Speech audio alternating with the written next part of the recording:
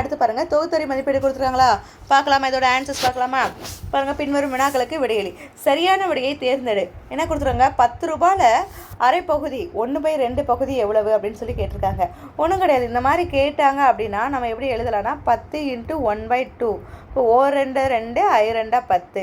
Answer வந்து 5 ரூபா காயின்ஸை நம்ம சூஸ் பண்ணணும். சரிங்களா?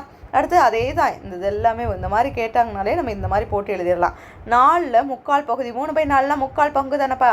இப்போ 4ல் 3/4 பகுதி எவ்வளவு அப்படின்னா 3/4. இந்த 4க்கும் இந்த 4க்கும் கேன்சல் ஆயிருமா? அப்போ ஆன்சர் என்ன வரும்? 3 ரூபா. இங்கே 1 ரூபா நாணயம் 2 ரூபா நாணயம் இருக்கா? அப்போ இதுதான் ஆன்சர். அடுத்து பாருங்கள், 20ல் 1/4 பகுதி. இப்போ 20ல் 1/4 பங்கு எவ்வளோன்னு சொல்லி கேட்டிருக்காங்க. அதே மாதிரி தான் 1 நாங்க 5 20. இப்போ ஆன்சர் வந்து 5 ரூபா. இங்கே இருக்குது பாருங்கள் 5 ரூபா காயின்ஸு. இங்கே என்ன கொடுத்துருக்காங்க? இங்கே பாருங்கப்பா, இங்கே 5 ரூபா நாணயம், இங்கே 1 ரூபா நாணயம், ரெண்டையும் சேர்த்தா 6 ரூபாயா? 6 ரூபாயில் அரை பகுதி 1/2 பகுதி தானே. அப்போ 1/2 1 2 2 2 6. அப்போ ஆன்சர் என்னது? 3 ரூபா. 3 ரூபாய்க்கு என்ன கொடுத்துருக்காங்க? ஒரு 2 ரூபா நாணயம், ஒரு 1 ரூபா நாணயம், ரெண்டையும் சேர்த்தா 3 ரூபா தானேப்பா. அப்போ ஆன்சர் இதுதான்ப்பா. அடுத்து பாருங்கள், இங்கெல்லாம் 2 ரூபா நாணயம் கொடுத்துருக்காங்க. ஒரு 4 காயின் 2 ரூபா நாணயம். அடுத்தெல்லாம் 1 ரூபா நாணயம் கொடுத்துருக்காங்க, ஒரு 4 காயின். இதெல்லாம் ஆட் பண்ணுங்கள். 2 ரூபா 4 6 8 ஒரு 9 10 11 12. மொத்தம் 12 ரூபா இருக்குது. 12 ரூபா காயின்ஸில் இருக்குது. இதோட 1/4 பகுதி எவ்வளோன்னு கேட்டிருக்காங்க? 1/4. இப்போ 1 நாங்க 3 12. அப்போ ஆன்சர் வந்து இதுக்கும் 3 தான். இப்போ இங்கேயும் 2 ரூபா நாணயம், இங்கே 1 ரூபா நாணயம். இப்போ இதுதான் இதோட ஆன்சர். சரிங்களாப்பா? அடுத்து பாருங்கள், விடை காண்கன்னு சொல்லி கேட்டிருக்காங்களா. 15 கிலோகிராம் 100 கிராம் கூட்டல் 5 கிலோகிராம் 100 கிராம் ரெண்டையும் கூட்டி போட்டால் எவ்வளோ வரும் அப்படின்னா 20 கிலோகிராம் 200 கிராம். அதே மாதிரி இங்கே கழித்தல் 10 கிலோகிராம் 350 கிராமை 5 கிலோகிராம் 250 கிராமால் கழிக்கணும். இங்கே கழித்து போட்டிங்கன்னா ஆன்சர் உங்களுக்கு 5 கிலோகிராம் 100 கிராம் ஆன்சர் வரும். அடுத்து பாருங்கள், 10 கிலோகிராம் 300 கிராம் இன்ட்டு 3. இப்போ 10 கிலோகிராம் 300 கிராமை 3ஆல் பெருக்கணும். இந்த மாதிரி 3ஆல் பெருக்குனிங்கன்னா ஆன்சர் உங்களுக்கு 30 கிலோகிராம் 900 கிராம். அது மாதிரி 10 கிலோகிராம் 500 கிராம் வகுத்தல் 5. அது 5ஆல் வகுத்தோம் அப்படின்னா 2 கிலோகிராம் 100 கிராம் வந்து நமக்கு ஆன்சர் கிடைக்கும். ஓகேவாப்பா? அடுத்து பார்த்திங்கன்னா, இங்கே வெங்காயம் சொல்லி 4 கிலோகிராம் 500 கிராம் கொடுத்துருக்காங்க. தக்காளி 3 கிலோகிராம் 200 கிராம். உருளைனா உருளைக்கிழங்கு 7 கிலோகிராம் 200 கிராம். இதோட மொத்த எடைன்னு கொடுத்துருக்காங்க. மொத்த எடைனாலே கூட்டல் தான்ப்பா. எல்லாத்தையும் கூட்டி போட்டிங்கன்னா இதோட ஆன்சர் 14 கிலோகிராம் 900 கிராம். சரிங்களா? இந்த மாதிரி ஒவ்வொன்றுக்கும் நம்ம விடை கண்டுபிடிச்சி எழுதணும். அடுத்து பாருங்கள், விடை காண்கன்னு சொல்லி கேட்டிருக்காங்களா. என்ன கேட்டிருக்காங்க? 6இன் மடங்குகள். 6இன் மடங்குகள்னால் 6 12 18 24. சரிங்களா? அடுத்து 2 மற்றும் 5இன் மீப்போமா காண்க அப்படின்னு சொல்லி கேட்டிருக்காங்களா. இப்போ ஃபஸ்ட்டு நம்ம என்ன எழுதணும்? 2இன் மடங்குகள் எழுதணும். 2 4 6 8 10 இந்த மாதிரி 2இன் மடங்குகள். அடுத்து 5இன் மடங்குகள் 5 10 15 20 25. 2 5இன் பொது மடங்குகள். இதில் எது பொதுவாக இருக்குது பாருங்கள்? 10 இருக்குது, அப்புறம் 20 இருக்கா. இப்போ பொது மடங்குகள் இது. இப்போ 2 5இன் மீப்போமா 10. இந்த இதெல்லாம் ஆல்ரெடி நம்ம எடுத்துட்டோம்லப்பா. அடுத்து பாருங்கள், 3 மற்றும் 4இன் மீப்போமா காண்க. 3இன் மடங்குகள் அப்படின்னு பார்த்தீங்கன்னா 3 6 9 12 இந்த மாதிரி போயிட்டே இருக்கும். 4இன் மடங்குகளும் அதே மாதிரி தான். 4 8 12 16 20 அப்படின்னு போயிட்டே இருக்கும். இப்போ 3 4இன் பொது மடங்குகள் அப்படின்னு பார்த்தீங்கன்னா 12 24. ஆமாம் தானேப்பா? இங்கே 12 இருக்கா, அப்புறம் 24 இருக்கா. இதுதான் 3 மற்றும் 4இன் பொது மடங்குகள். இப்போ 3 மற்றும் 4இன் மீப்போமா 12. சரிங்களா? அடுத்து பாருங்கள், விடை காண்கன்னு சொல்லி கேட்டிருக்காங்களா. 15 கிலோகிராம் 750 கிராமை 10 கிலோகிராம் 250 கிராமால் நம்ம என்ன செய்யணும்? கழிக்கணும். கழிச்சோம்னா 5 கிலோகிராம் 500 கிராம். இங்கே இடம் கிடையாது, நீங்கள் வந்து கழிச்சு பாருங்கள். கிலோகிராம் இந்த மாதிரி போட்டு 15 750 அந்த மாதிரி கழித்து இங்கே ஆன்சர் கொண்டு வாங்க. அதே மாதிரி 7 கிலோகிராம் 500 கிராமை 4ஆல் பெருக்கணும் அப்படின்னா 30 கிலோகிராம் அப்படி வரும். சரிங்களா? கிராம் எதுவுமே கிடையாது, 30 கிலோகிராம். பாருங்கள், 4 0 பெருக்குனா 0, 4 0 பெருக்குனா 0, 4 5 20, 20க்கு 0 மிச்சம் 2, 4 28, 28 2 30. அப்போ 30 கிலோகிராம். சரிங்களா? அடுத்து பாருங்கள், 6 கிலோகிராம் 120 கிராமை 6ஆல் வகுக்கணும். நமக்கு ஆல்ரெடி வகுத்தல் தெரியல, இப்படி தானே போடுவோம். 6ஆல் வகுத்திங்கன்னா 1 6 6, அப்புறம் இந்த 12 அப்படியே இறக்குனிங்கன்னா 6 12. இந்த 0வை அப்படியே மேலே போட்டுக்கலாம். அப்போ 1 கிலோகிராம் 20 கிராம். சரிங்களாப்பா? அடுத்து பாருங்கள், அரிசி 10 கிலோகிராம் 500 கிராம் இருக்குது. இங்கே கடலை பருப்பு 6 கிலோகிராம் 250 கிராம் இருக்குது. இவற்றின் மொத்த எடை அப்படின்னு சொல்லி கேட்டிருக்காங்க. ரெண்டையும் கூட்டணும். ரெண்டையும் கூட்டினீங்கன்னா 16 கிலோகிராம் 750 கிராம் ஆன்சர். அடுத்து பாருங்கள், இங்கே பூனை இருக்கா.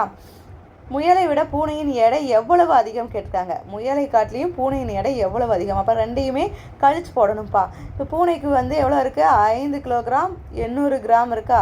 முயல் வந்து 3 கிலோகிராம் 500 கிராம் இருக்கா. கழிச்சிங்கன்னா 8ல் 5 போச்சுன்னா 3, 5ல் 3 போச்சுன்னா 2 கிலோகிராம் 300 கிராம். சரிங்களாப்பா. அடுத்து பாருங்கள், கடிகாரம் நேரம் அப்புறம் கடிகார முட்களுக்கு இடையே அமையும் கோணம். 12 மணினா என்ன கோணம்ப்பா, பூஜ்ஜிய கோணம். ஆல்ரெடி இந்த லெசன்லாம் நம்ம முடிச்சிட்டோம். 6 மணி அப்படின்னா அது வந்து நேர்கோணம். 8 மணி அப்படின்னா அது என்ன விரிகோணமாக வரும். 11 மணினா குறுங்கோணம். 9 மணினா செங்கோணம். சரிங்களாப்பா. அடுத்து பாதை வரைபடத்தை உற்று நோக்கி அட்டவணையை நிரப்புக. இந்த பாதை வரைபடம் பாருங்கள், என்ன கொடுத்துருக்காங்க, 12.25 கிலோமீட்டர், 30 3/4 கிலோமீட்டர், அதுக்கடுத்து 28 கிலோமீட்டர் 750 மீட்டர். இந்த மாதிரி கிலோமீட்டர் மீட்டரில் கொடுத்துருக்காங்க. என்ன கொஸ்டின் கேட்டிருக்காங்கன்னா, கிராமங்களுக்கு இடைப்பட்ட தொலைவு A to B இந்த மாதிரி இருக்கா, A to B, B to C இந்த மாதிரி இருக்கா. அதில் கிலோமீட்டர் மற்றும் மீட்டரில் இங்கே வந்து பின்ன வடிவில். இப்போ கிலோமீட்டர்லேயும் எழுதணும், பின்ன வடிவிலையும் எழுதணும். இப்போ A to Bயில் வந்து என்ன இருக்குது, 12.25 கிலோமீட்டரா. அதை வந்து கிலோமீட்டர் மற்றும் மீட்டரில் எழுதுனா 12 கிலோமீட்டர். இந்த 1/4 கிலோமீட்டருக்கு என்ன எழுதுவோம், 250 மீட்டராக தானேப்பா மாற்றுவோம் இந்த 1/4 கிலோமீட்டரை. இப்போ 250 மீட்டர். இதோட பின்ன வடிவம் இங்கேயே பார்த்தாலே தெரியும், 12.25 கிலோமீட்டர் தான். அடுத்து B to C, B to C பாருங்கள், இதில் அப்படியே கிலோமீட்டரும் மீட்டரும் கொடுத்துருக்காங்க, அது அப்படியே எழுதியாச்சு. 250னா 1/4 கிலோமீட்டர், அப்போ 20.25 கிலோமீட்டர். A to C பாருங்கள், A to C நமக்கு என்ன கொடுத்துருக்காங்க, 28 கிலோமீட்டர் 750 மீட்டர். இது வந்து அப்படியே கொடுத்துட்டாங்க. நம்ம பின்ன வடிவில் எழுதணும்னா 750 வந்து 3/4 பங்கு தானேப்பா, அப்போ 3/4 28.25 கிலோமீட்டர். C to D பாருங்கள், C to D 24 kilometre 500 metre அவங்களே கொடுத்துட்டாங்க, அதை எழுதியாச்சு. 500 மீட்டர் எப்படி போடுவோம், அரை கிலோமீட்டர். இப்போ 24.5 கிலோமீட்டர். D to A பாருங்கள், இது 30.25 கிலோமீட்டர். 30.25 கிலோமீட்டர் இங்கேயே கொடுத்துட்டாங்க. இந்த 3/4னா அதோட மதிப்பு 750 மீட்டர். இந்த மாதிரி போட்டுடணும். அடுத்து பாருங்கள், வடிவங்களின் மதிப்புகளை உற்று நோக்கி விடை காண்க. இப்போ வடிவத்துக்கு மதிப்பு என்ன கொடுத்துருக்காங்கன்னா, வட்டத்துக்கு 10 கொடுத்துருக்காங்க, சதுரத்துக்கு 4, செவ்வகத்துக்கு 8 கொடுத்துட்டாங்க. ஆனால் எந்த வடிவம் கொடுக்கலன்னா இந்த இது மட்டும் கொடுக்கல, முக்கோணத்துக்கு மட்டும். இப்போ நீங்கள் இதெல்லாம் கண்டுபிடிச்சிடலாம். வட்டத்துக்கு 10, சதுரத்துக்கு 4, இங்கே செவ்வகத்துக்கு 8. இப்போ இங்கே ஆன்சர் வந்து 29ன்னு கொடுத்துருக்காங்க. இதெல்லாம் கூட்டி பார்த்துட்டு மீதி எவ்வளோ வேணும்னு பார்க்கலாமா. 10 கூட்டல் 4 14, 14 கூட்டல் 8 22, 22 முக்கோணம் மட்டும் இங்கே இருக்குது 29. இப்போ பாருங்கள், இந்த முக்கோணம் இங்கே வச்சுட்டு 29 இங்கே கூடிய கூட்டல் சிம்பல் இந்த சைடு வரும்போது கழித்தலாக மாறிடும். 22 இங்கே மாற்றிடணும். இப்போ முக்கோணத்தின் மதிப்பு என்ன வரும், 29ல் 22 கழிச்சோம் அப்படின்னா என்ன வரும், 7 தானேப்பா. ஓகே, அப்போ முக்கோணத்தோட மதிப்பு 7. இங்கே அதான் ஃபஸ்ட் கொஸ்டினே கேட்டிருக்காங்க, முக்கோணத்தின் மதிப்பு 7. வட்டத்தையும் செவ்வகத்தையும் கழிச்சோம் அப்படின்னா வட்டத்துக்கு 10, செவ்வகத்துக்கு 8. இப்போ 10 - 8 அப்படின்னா 2. இங்கே எல்லாத்தையும் கூட்ட சொல்லியிருக்காங்க பாருங்கள். வட்டம் 10, சதுரம் 4, முக்கோணம் 7. எல்லாத்தையும் கூட்டுனீங்க அப்படின்னா 21. அடுத்து சதுரத்தையும் முக்கோணத்தையும் பெருக்க சொல்லியிருக்காங்க. சதுரத்துக்கு 4, முக்கோணத்துக்கு 7, 4 7 28. அப்புறம் வட்டத்தையும் செவ்வகத்தையும் பெருக்க சொல்லியிருக்காங்க. வட்டத்துக்கு 10, செவ்வகத்துக்கு 8. ரெண்டையும் பெருக்குனிங்கன்னா 5 8 80. சரிங்களா, அந்த மாதிரி மதிப்பு கண்டுபிடிச்சி நம்ம போடணும். அடுத்து பாருங்கள், விடை காண்கன்னு சொல்லி கேட்டிருக்காங்களா. இங்கே என்ன கொடுத்துருக்காங்க, ஒரு பீரோ மாதிரி கொடுத்துருக்காங்க. அதோட கிலோ வந்து வெயிட் எவ்வளோனா 105 கிலோகிராம் 230 கிராம். இங்கே ஒரு மேஜை கொடுத்துருக்காங்களா, அதோட வெயிட்டு 26 கிலோகிராம் 365 கிராம். இங்கே ஒரு நாற்காலி கொடுத்துருக்காங்களா, அதோட வெயிட்டு 10 கிலோகிராம் 152 கிராம். இப்போ ஒவ்வொருத்துக்கும் அதோட எடையை கொடுத்துட்டாங்க. அது கீழே கொஸ்டின் கேட்டிருக்காங்க பாருங்கள், பீரோ மற்றும் மேஜையின் மொத்த எடை எவ்வளவு. அப்போ இதையும் கூட்டுனீங்க, மொத்தம்னாலே கூட்டல்ப்பா. கூட்டுனீங்கன்னா 131 கிலோகிராம் 595 கிராம். அடுத்து மேஜையின் எடை பீரோவின் எடையை விட எவ்வளவு குறைவுன்னு சொல்லி கேட்டிருக்காங்க. எவ்வளவு குறைவாக இருக்குது அப்படின்னா ரெண்டையும் கழிக்கணும். 105லேருந்து 105 230 கிராம்லேருந்து 26 கிலோ 365 கிராமை கழித்தோம் அப்படின்னா என்ன ஆன்சர் கிடைக்குன்னா 78 கிலோகிராம் 875 கிராம் கிடைக்கும். அடுத்து 9 நாற்காலிகளின் எடை எவ்வளவு. இங்கே ஒரு நாற்காலிக்கு 10 கிலோகிராம் 152 கிராம். இப்போ 9 நாற்காலி 9 × 10 கிலோகிராம் 250 கிராம். இதை வந்து பெருக்கி 152 கிராம் 152 கிராம் இதையும் பெருக்கி போட்டிங்கன்னா 91 கிலோகிராம் 368 கிராம் வரும். சரிங்களா? அடுத்து பாருங்கள், இங்கேயே பெருக்கல் கணக்கு கொடுத்துருக்காங்க. இந்த மதிப்பை 8ஆல் பெருக்கணும். 8ஆல் பெருக்கினீங்கன்னா ஆன்சர் 2049 கிலோகிராம் 456 கிராமில் வரும். அடுத்து பார்த்திங்கன்னா இங்கேயும் அதே தான் வகுத்தல் கணக்கு கொடுத்துருக்காங்க. வகுத்து போட்டிங்கன்னா இதோட ஆன்சர் 22 கிலோகிராம் 18 கிராம். அடுத்து பாருங்கள், இனமாற்றம் செய்க. பாருங்க, இங்கே 5 கிலோகிராம் இருக்குது, 8 கிலோகிராம் இருக்குது, 50 கிராம் இருக்குது. அப்போ 5 7 7 7 கிலோகிராம் தானேப்பா, 7 கிலோ 50 கிராம். இப்போ 7050 கிராம் அப்படின்னு நம்ம எழுதணும். இங்கே 12,550 கிராமை கிராமாக மாற்றணும்னா 12 கிலோகிராம் 550 கிராம். அடுத்து பாருங்கள், ஒரு கோழி 4400 கிராமில் பாதி அளவு எடை கொண்டது எனில் அக்கோழியின் எடையை கிலோகிராம் மற்றும் கிராமில் எழுதுக. இப்போ ஒரு கோழி வந்து 4400 கிராமில் பாதி அளவு எடை. இப்போ இதில் பாதி அப்படின்னா நம்ம எப்படி எழுதணும்? இதை வந்து பாதியால் இன்ட்டு பண்ணணும், அதாவது வகுக்கணும் 2ஆல். 1 2 2 2 4, இந்த 2 4, அப்புறம் இந்த 2 0. இப்போ 2 கிலோகிராம் 200 கிராம். இதுதான் இதோட ஆன்சர். அடுத்து பாருங்கள், 18 கிலோகிராம் 800 கிராம் அளவுள்ள தக்காளியின் எடையை கிராமில் எழுதுக.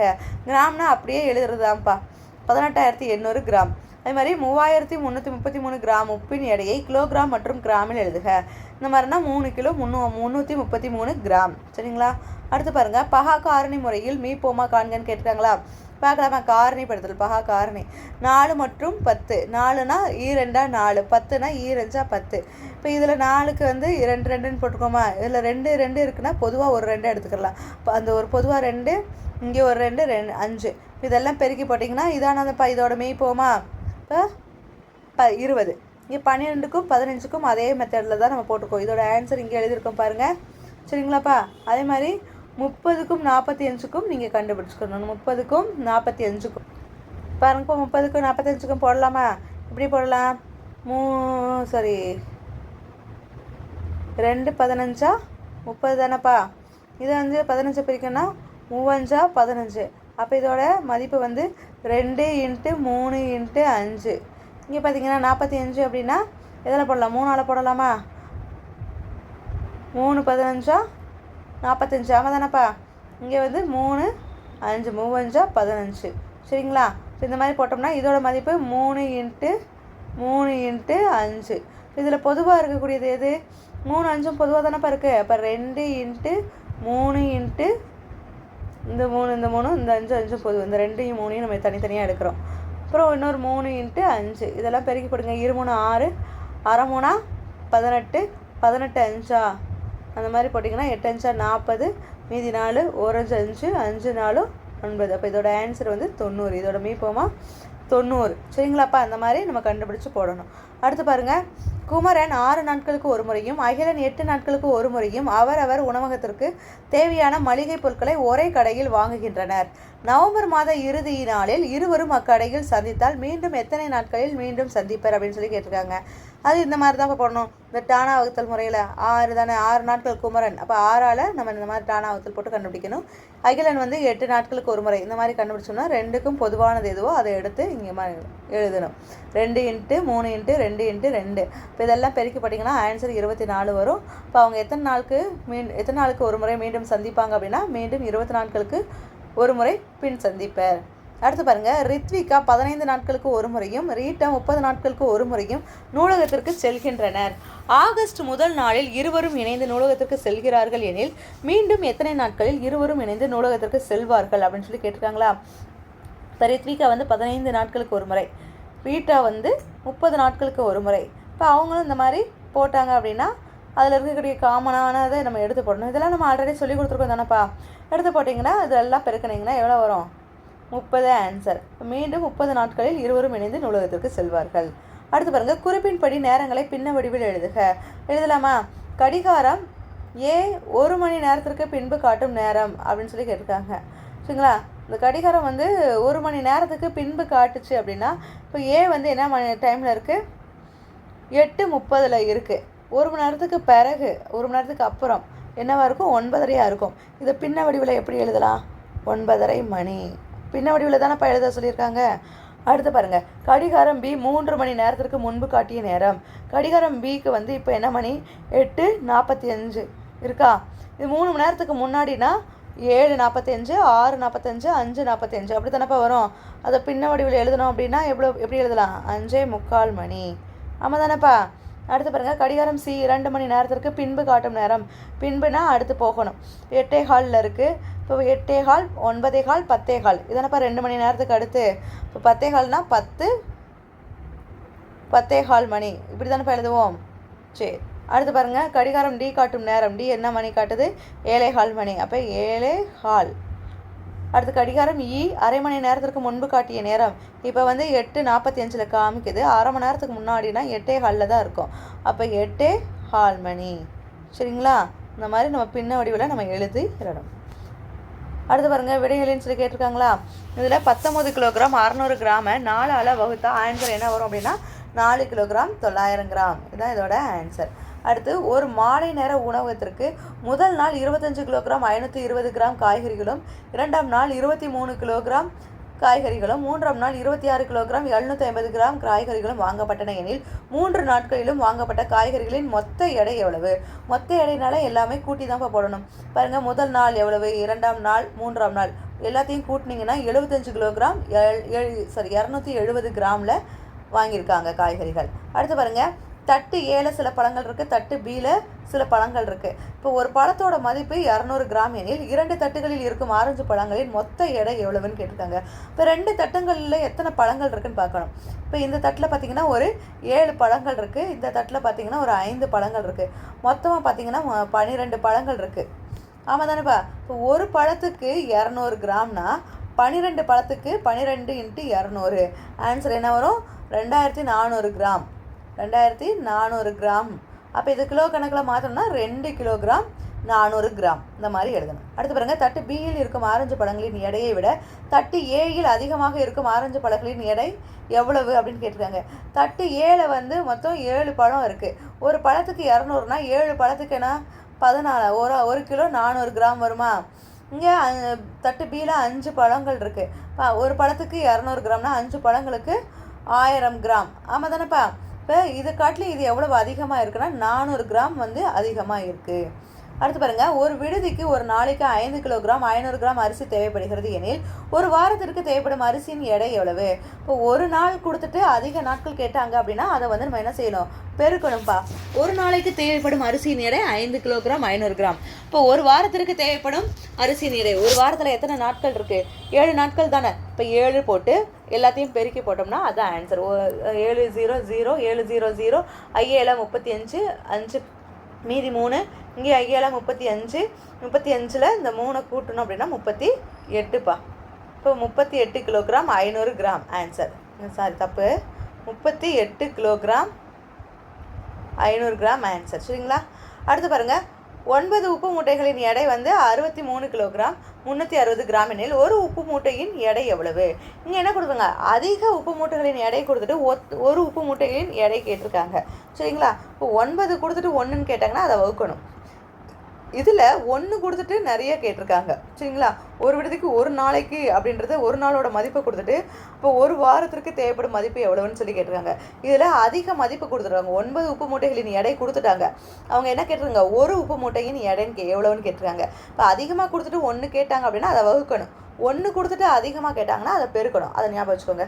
பாருங்கள், 9 உப்பு மூட்டைகளின் எடை வந்து 63 கிலோகிராம் 360 கிராம். அப்படியானால் ஒரு உப்பு மூட்டையின் எடை எவ்வளவு? இதானப்பா.